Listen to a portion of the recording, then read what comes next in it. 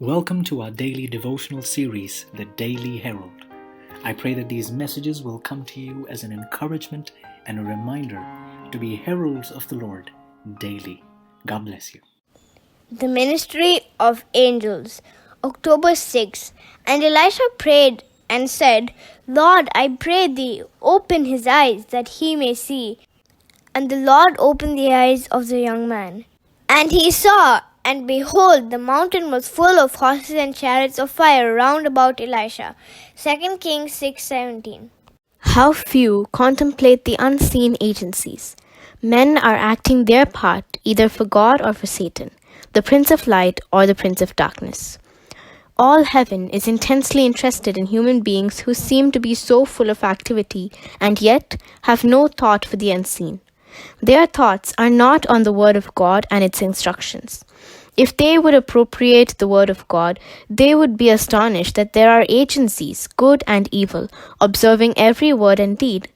They are in every assembly for business transactions, in councils, and in meetings for the worship of God. There are more listeners in these public assemblies than can be seen with the natural sight, and every man has his work to do. Those unseen agencies are co-laborers with God or with Satan, and they work more mightily and more constantly than do men.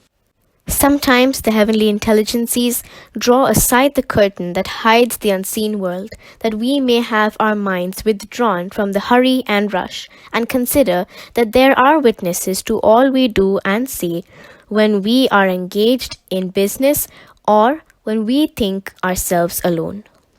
The Lord would have our perceptions keen to understand these mighty ones who visit the world, have borne an active part in all the work which we have called our own. These heavenly beings are ministering angels, and they frequently disguise themselves in the form of human beings. As they converse with those who are engaged in the work of God, in lonely places they have been the companions of the traveler in peril. In tempest-tossed ships, angels in human form have spoken words of encouragement to allay fear and inspire hope in the hour of danger. And the passengers have thought that it was one of their number to whom they had never spoken before. Many, under different circumstances, have listened to the voices of the inhabitants of other worlds. They have come to act in part of this life. They have spoken in assemblies and opened before assemblies human histories, and have done works in which it was impossible for human agencies to do.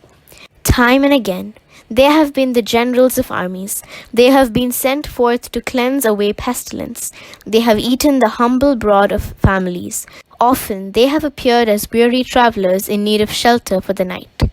We need to understand better than we do the work of these angel visitants.